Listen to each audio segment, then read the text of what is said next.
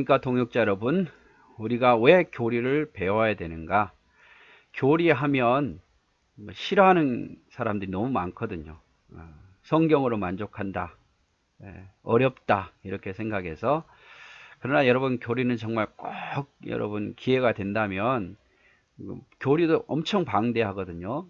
근데 기본적인 교리 공부는 꼭 하셔야 됩니다. 그리고 오해하지 말 것이, 우리가 앞에서 봤지만 교리라는 것은 성경과 다른 게 아닙니다.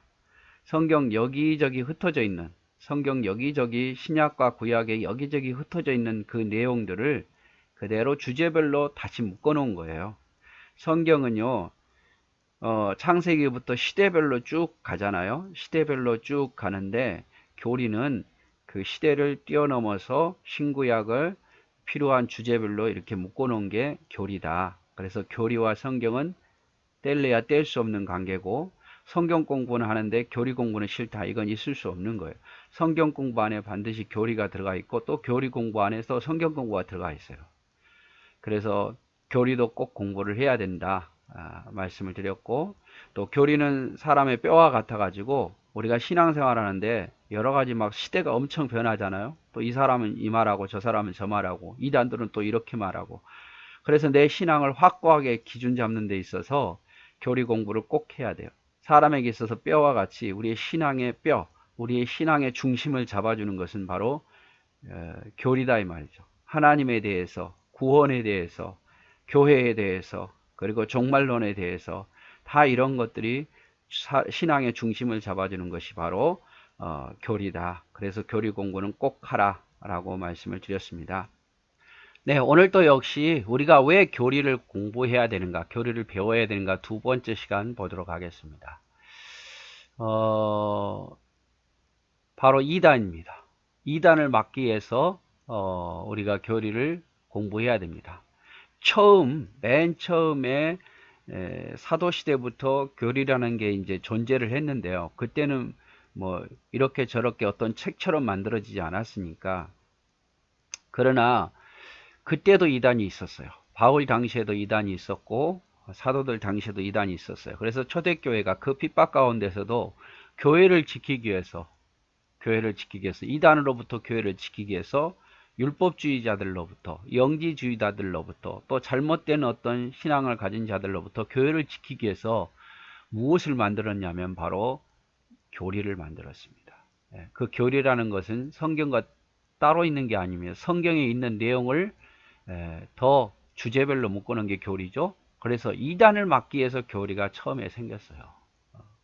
그리고 우리가 무엇을 믿는가를 또 알기 위해서 믿는 사람이 내가 뭘 믿고 있는가를 알아야 되잖아요.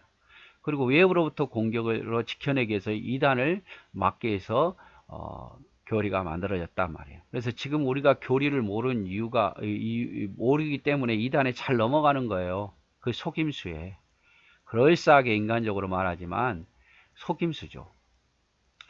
자, 갈라디아서 1장 6절 7절에 바울이 말합니다. 그리스도의 은혜로 너희를 부르신 이를 이같이 속히 떠나 다른 복음을 쫓는 것을 내가 이상히 여기냐. 이 다른 복음이라는 무엇입니까? 바울 당시에도 다른 이단들에게 빠져가는 사람이 있었단 말이죠. 그 말이 옳아 보여가지고.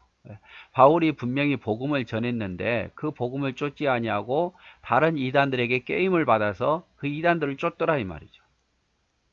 다른 복음은 없나니 다만 어떤 사람들이 너희를 요란케 하여 그리스도의 복음을 변하려 하며 하라. 그래서 이 다른 복음을 전하는 것은 그 사람들이 너희를 꿰어가지고 복음을 변질시키고 깨어가지고 너희를 사탄에게 속게 하기 위해서 하는 거니까 속지 말라 이 말이죠. 바울 당시에 가장 교리의 중심이 뭡니까? 예수 믿어야 구원 얻는다는 거죠. 예수만 믿어야 구원 얻는다는 거. 근데 자꾸 이단들은 예수를 믿어야만 구원 얻는 것이 아니라 예수도 믿지만 뭐 유대주의자들은 율법을 지켜야 된다, 뭐 할례를 받아야 된다. 영지주의자들은 예수만 믿으면 이제 어떻게 살아도 관계없다. 뭐 이런 이단들이 많았어요. 그런데 교리를 통해서 분명하게 말하잖아요. 예수 그리스도를 통해서만 구원 얻는다고. 다른 이로서는 구원 얻을 길이 없나니 오직 주 예수를 믿어라. 그리하면 너와 내 집이 구원을 얻으리라고 분명히 이야기했거든요. 거기에 대해서 바울이 계속 이야기를 해요. 그게 뭡니까? 그게 바로 교리죠. 그래서 교리는 이와 같이 자와 같아요. 자. 여러분, 그게 몇 센치인지 알려면 뭘 딱 대보면 알아요? 자를 대보면 알아요. 우리가 눈짐작으로 이거 한 10cm 될 것 같은데 아니야 11cm야 무슨 소리야 9cm밖에 안 돼. 그거 논란이 많잖아요. 그쵸? 눈으로 짐작하기는 9cm인 것 같기도 하고 어떤 사람은 10cm인 것 같기도 하고 어떤 사람은 11cm인 것 같기도 하고. 그런데 그런 논란을 한 방에 없애는 방법이 있어요. 자를 딱 대보면 안다 이 말이죠. 자를 대보니까 10.5cm더라. 정확히 나오잖아요. 그래서 마찬가지예요. 우리가 이단을 어떻게 구별합니까? 우리가 믿고 있는 것이 참된 진리인지를 어떻게 합니까? 물론 성경을 통해서 알지만 성경은 방대하다 보니까 딱히 사람들에게 딱 설명할 그 부분을 딱 찾아서 이야기를 못해요. 그러니까 우리가 교리라는 것을 배워야 돼요. 교리라는 것을 배워서 성경 어느 부분에 이런 게 있더라 라고 이야기를 할 수 있어야 되죠. 자, 예수님 시대에도 거짓 메시아가 많았어요. 여러분, 예수님만 메시아로 온 게 아닙니다. 그 전에 이미 이상한 메시아, 내가 메시아다라고 하는 사람들이 많았어요. 네. 그래서 또 몇백 명이 따르기도 했어요. 예수님 이전에도, 그리고 예수님 시대에도. 그리고 바울 때에도 다른 복음을 전한 자가 있었어요. 아까 성경 우리 봤죠? 예. 유대인들은 예수 믿어도 율법을 지켜야 되고 할례를 여전히 지켜야 된다. 구약의 율법을 계속 강조했어요. 그럴싸했죠. 어떤 영지주의자들은 예수 믿으면 무엇을 먹어도 어떤 일을 해도 상관없다. 우리가 구원받았으니까. 그것도 또 말이 되는 것 같아요. 이런 이단들에게 막 속아 넘어갔단 말이에요. 지금도 이단들이 엄청 많아요. 지금도 얼마나 이단들이 많습니까? 뭐 처음에는 막 기성교회를 막 비판을 해요. 정말 우리가 생각하는 정도로 정말 교회들이 어렵고 또 교회들이 잘못된 것도 많잖아요. 그런 것들을 막 비방하면서 교회를 막 비방해요. 그럼 마음의 동의를 얻어가지고 그 다음에 우리 교리를 탁 설명해요. 자기 신분을 드러내지 않고도 자기 교리를 막 설명하고 좋은 말만 해요. 그러다가 나중에 이제 좀 빠져들면 우리가 무엇을 믿는다라고 정확히 알려주죠. 여러분, 신천지라고 처음부터 말합니까? 요즘은 좀 말하는 것 같아요. 근데 몰래 교회 들어와 가지고 교회를 막 비방하면서 목사님을 같이 공격하고 그래서 사람들을 막 현혹시키잖아요.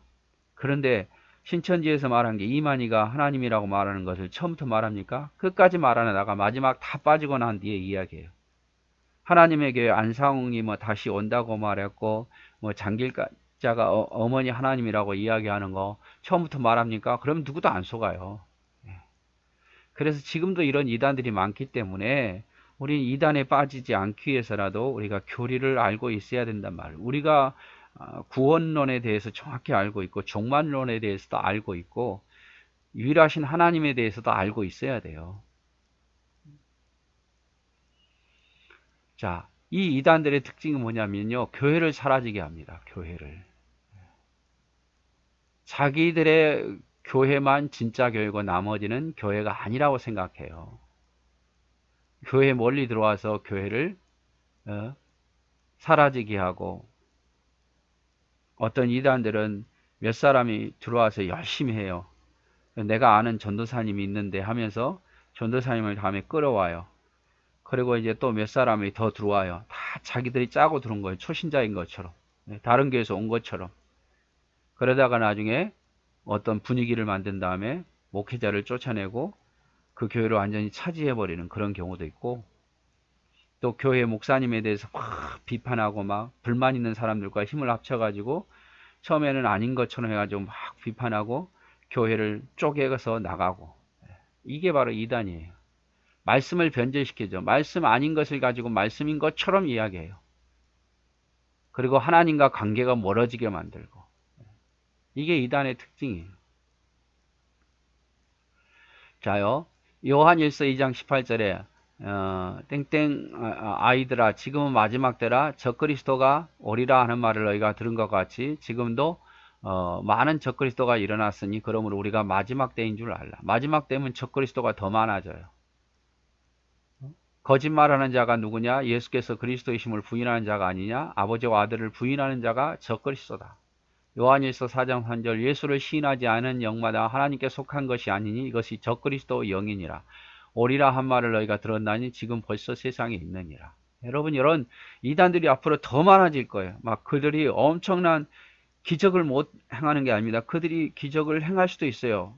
사탄은 기적을 행할 수 있어요. 많은 사람이 따를 수 있어요. 근데 많은 사람이 따른다고 기적이 일어난다고 진리입니까? 아니잖아요. 성경대로 성경이 말한 대로 하고 있느냐 안 하느냐를 봐야죠. 근데 우리는 성경을 다 알지 못하잖아요. 어느 부분만 딱 집어서 이야기하면 그 말이 옳은 것 같아요.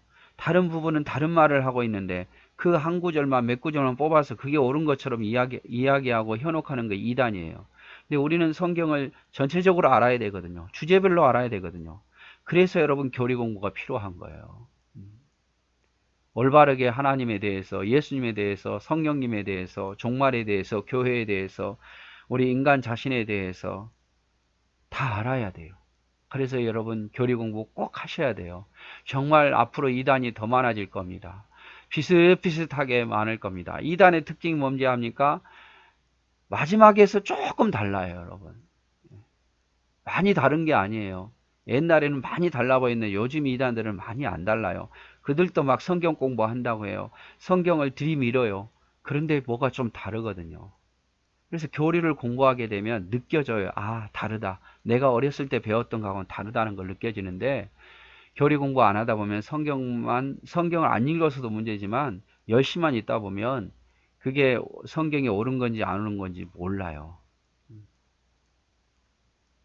그래서 여러분 우리가 왜 교리를 공부해야 되는가? 이단을 막기 위해서라도, 이단에 빠지지 않기 위해서라도, 이단으로부터 교회를 지키기 위해서라도 성경 공부를 꼭 하시고 교리 공부를 꼭 하셔야 됩니다. 다시 한번 정리해 볼까요? 우리가 왜 교리 공부해야 된다고요? 교리는 성경을 주제별로 묶어놨으니까. 성경은 역사적으로 시대별로 묶어놨지만 교리는 주제별로 묶어놨으니까. 그리고 교리는 우리의 신앙의 뼈와 같아서 교리에 서 있어야 우리의 신앙이 바로 서니까. 그리고 교리는 이단을 구별할 수 있는 힘을 길러주니까. 이단이 얼마나 많습니까? 근데 어떻게 그걸 구별합니까? 우리가 교리를 알아야 돼요. 자, 오늘 그래서 교리를 왜 배워야 되는지 두 번째 시간 같이 봤습니다. 사랑하고 축복합니다.